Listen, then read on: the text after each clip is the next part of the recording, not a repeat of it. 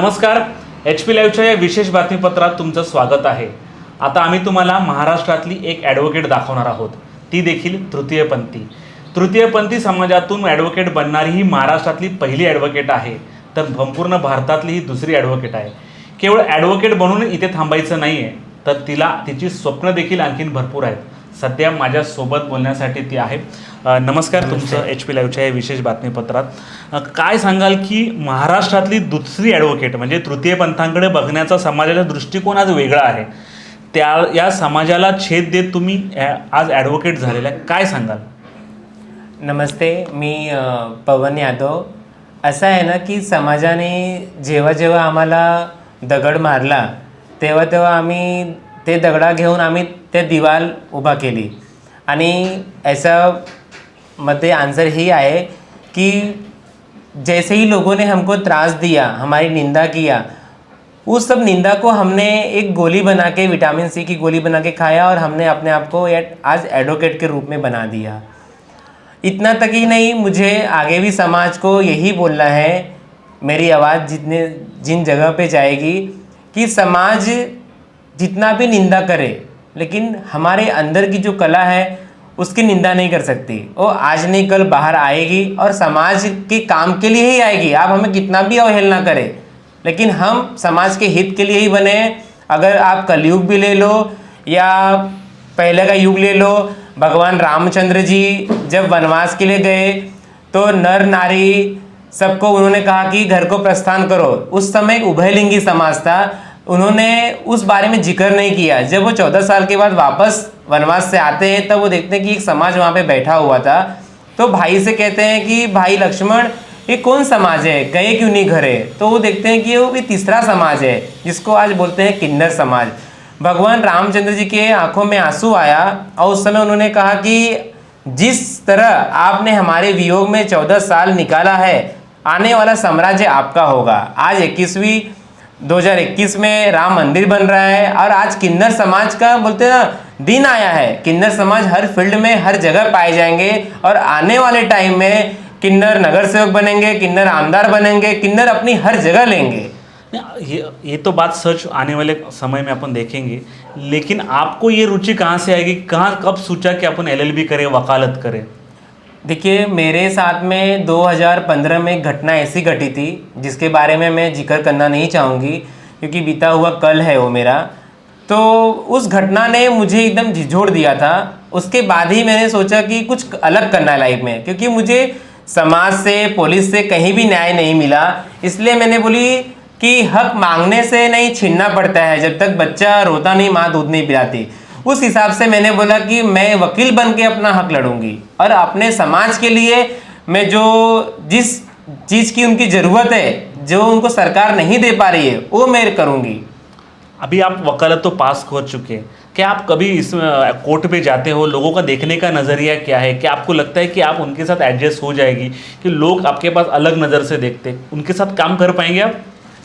अभी तो काला कोट वो भी पहनेंगे, काला कोट मैं पहनूंगी।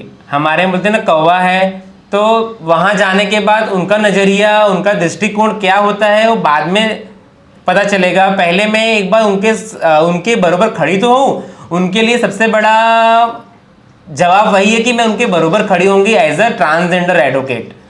आगे क्या सपना है आपका? LLB तो आपने पूरा किया है, आगे क्या पढ़ना चाहती है, क्या कुछ ख्वाब है आपके?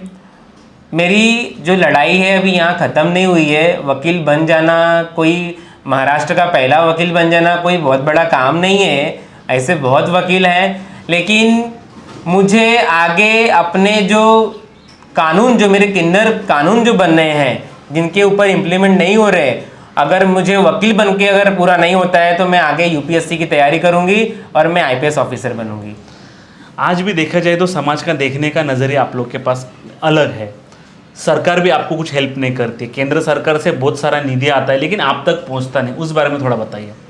केंद्र सरकार ने बजट पास किया था आयुष मंत्रालय के तहत कि किन्नर को आयुष मंत्रालय में 5 लाख रुपए दिया जाएगा, जिससे कि जो उनका शोषण हो रहा है या वो देह व्यापार कर रहे हैं वो सब बंद होने के लिए। पर लेकिन 5 लाख रुपया पर किन्नर को अगर आ रहा है तो जा कहाँ रहा है? 5 रुपये भी किन्नर को नहीं मिल रहे हैं, तो ये पैसा कौन ले रहा है? ये तो रही केंद्र सरकार की बात। स्टेट सरकार में भी किन्नर आयोग बना हुआ है, जो कि हर स्टेट में बना हुआ है, छत्तीसगढ़, कोलकाता, बिहार, यूपी में, हर जगह। लेकिन महाराष्ट्र ही पीछे क्यों है किन्नर आयोग से? इसमें क्या, इसमें 5 करोड़ रुपए आते हैं। अगर ये 5 करोड़ रुपया हर किन्नर को घर घर मिले, राशन पानी, तो किन्नरों के साथ गलत कोई नहीं करे और किन्नर कभी देह व्यापार न करे। देखो, ऐसी बहुत सारी घटनाएं हुई है कि किन्नर के साथ अत्याचार होते हैं, आपके साथ भी ये चीज़ हुई है। तो इस पर आवाज़ उठाने, क्योंकि अभी आप एडवोकेट बन गए, तो इस पर आवाज़ उठाने के लिए, संगठन करने के लिए कुछ आपका कुछ प्लान्स है? आवाज़ उठाने के लिए अभी हमने प्लान बनाया है कि हमारी एक एनजीओ हो, हमारा एक ग्रुप हो। मेरे ग्रुप में मेरी एक बहन है मोना हिंगमिरे, हमारे समाज में मैंने मेरी माँ बनाया है साया करके, उन्होंने नर्स का कोर्स किया है। हम सब एक मिल के एक एनजीओ की स्थापना करने जा रहे हैं, बहुत ही जल्दी उसकी हम रजिस्टर करेंगे। उसके तहत हम समाज में हर तरीके काम करेंगे, न कि हम किन्नर समाज के लिए करेंगे, हमारे अंदर उस विधवा औरत के लिए भी वही दर्द है जो दर्द हमारा है। क्योंकि जो कम उम्र में विधवा हो जाती है, उनके ऊपर भी लोग गलत नज़र रखते हैं। तो हमारा और उनका दिल सेम है, इसलिए हम विधवा औरतों के लिए भी वही काम करना चाहते हैं उस एनजीओ के तहत। एक साइड सरकार आपको हेल्प नहीं कर रही है, आपके समाज में भी जागरूकता नहीं है, तो आने वाले दिनों में, क्या आने वाले सालों में क्या ऐसा अलग होना चाहिए? आपकी क्या डिमांड्स है सरकार से, आम पब्लिक से भी क्या डिमांड है?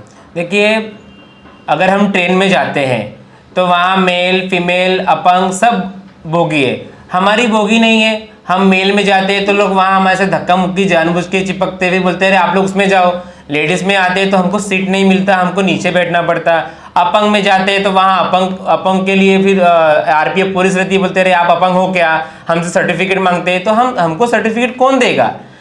बस में जाते हैं तो बस में लेडीज़ का रिजर्वेशन है, जेंट्स का है, किन्नरों का नहीं है। तो हर जगह पे सिर्फ जो समानता का अधिकार जो है बुक के अंदर लिखा गया है, समानता का अधिकार समाज में अभी भी नहीं मिला है। आज भी हम अपने समाज में वंचित है, हर चीज़ों से नहीं मिल रहा है हमें। आपके जैसे और सारे लोग हैं, आप उनको क्या संदेश देना चाहेंगे? क्योंकि बहुत सारे लोग हैं, पढ़ना चाहते हैं, आगे आना चाहते हैं, उनके मन में डर है, उनको कोई सपोर्ट नहीं कर रहा है, तो उनको क्या संदेश देना चाहिए? मैं तो मेरी सारी बहनों को ये गुजारिश करूंगी कि निडर होके समाज में रहिए। अगर आपको किसी भी तरह की कोई ज़रूरत पड़ती है, हम एनजीओ करेंगे, एनजीओ के तहत आप कांटेक्ट करिए, हमें डायरेक्ट भी मिलिए। हमसे जितना होगा, एक अपंग स्टॉल चला सकता है तो क्या हम स्टॉल चला सकते हैं? जो समाज करेगा वही हम करेंगे। कंधे से कंधा मिला के हम लड़ेंगे और जीतेंगे, हम होंगे कामयाब। एक जगह सरकार ने आपको चुनाव कार्ड दिया है, मतलब आप चुनाव लड़ सकते हैं, मतदान कर सकते हैं, लेकिन आज भी एक आध सोसाइटी में आपको रहने को जगह नहीं मिलती। जैसे आप बोले कि ट्रेन में जगह नहीं मिलती, फिर आपको ये कार्ड खाली शो के लिए दिया गया है। इस सब इसमें पॉलिटिक्स नहीं हो रहा है, ऐसा लग रहा है? पॉलिटिक्स तो बहुत होती है। कुत्ता बिल्ली पालने के लिए सोसाइटी में देते हैं लोगों को, हम कुत्ते बिल्ली से भी गए गुजरे हैं, हमको सोसाइटी रहने नहीं देती, बोलते किन्नरों को यहाँ अलाउ नहीं है, सीधा मुंह पे बोलते किन्नरों को अलाउ नहीं है। ये तो वही बात हो गई कि शहद मीठा है सबको चाहिए, लेकिन मधुमक्खी पालना किसी को नहीं है। किन्नरों का आशीर्वाद दुआ सबको चाहिए, किन्नर साथ में रहना नहीं चाहिए। तो आप भी आपने वकालत तो पास की है, आप आईपीएस के सपना देख रहे हैं, क्या बताने चाहिए आईपीएस के जैसे बड़ा पोस्ट तक पहुंचने के लिए आपको और कितना स्ट्रगल करना पड़ेगा, समाज के साथ कैसे झगड़ा करके आपको वो उस पोस्ट तक बैठना पड़ेगा, और समझो आईपीएस एग्जाम पास भी होती है, क्या आपको लगता है सरकार आपको हेल्प करेगी, किसी पोस्टिंग दे सकती है? देखिए, अपना काम है कर्म करना, मैं कर्मा को बहुत मानती हूँ। जो मैं भगवान श्री कृष्ण जी को मैं अपना सब कुछ समझ के मैं काम करती हूँ। हमारा काम है काम करना, सरकार निंदा करे या समाज निंदा करे, जितना निंदा मिलेगी उतना हम आगे जाएंगे, इतना मुझे मालूम है। क्या बोलते हैं कि आप लोगों में अभी भी अवेयरनेस होना चाहिए आप लोग के प्रति, क्योंकि स्कूलों में आजकल सब चीज़ सिखाई जाती है, बचपन से ही लोगों का आपके पास देखने का नज़रिया अलग होता है। क्या ऐसा जन जागृति होना चाहिए बच्चों लोग से? स्कूल में जेंडर सेंसिटिव का प्रोग्राम लेना चाहिए, प्लस डॉक्टर हॉस्पिटल में, सरकारी अस्पताल में हम जाते हैं तो वहाँ भी जाना चाहिए। पुलिस स्टेशन में भी अगर हमसे कोई पुलिस पूछता है कि आप किन्नर हो, तो हमको बोलते हैं दिखाओ खोल के क्या हम किन्नर है। तो जगह जगह पे हमारा डिस्क्रिमिनेशन होता है, एक पढ़े लिखे से भी होता है, एक अनपढ़ गंवार सोसाइटी से भी होता है। तो इसमें हम क्या समझेंगे? कि ये क्या बदलाव है? खरोखरच शिकण्याची जिद्द जर माणसाच्या मनामध्ये असेल तर तो कोणीही शिकू शकतो. स्वतःसोबत जर अनेक शारीरिक अत्याचार झाले असताना देखील स्वतः पुढे येऊन अशा प्रकारचं शिक्षण घेणं, तुमच्या आमच्यासारखा समाज यांच्याकडे पाहण्याचा दृष्टिकोन वेगळा आहे, तो कुठेतरी बदललेला पाहिजे. येत्या काळात जर हे पवन गुप्ता IPS ऑफिसर झालं तर नवल वाटून घेऊ नका, कारण कोणालाही न घाबरता सर्व आव्हानांवर मात दे जर वकील बनू शकता तर IPS बनण्यासाठी कुठलंही मोठं आव्हान नसणार आहे. त्यासाठी मदत आहे तुमच्या आमच्यासारख्या समाजाची. पवनजी, आपको IPS के लिए हमारी शुभकामनाएं हैं. सध्या तरी ह्या बातमीपत्रात इथेच थांबूया. अशाच नवनवीन बातम्यांसोबत पुन्हा भेटत राहूया. HP लाईव्हसाठी हनी पटेल सोबत प्रवीण नलावडे, वसई.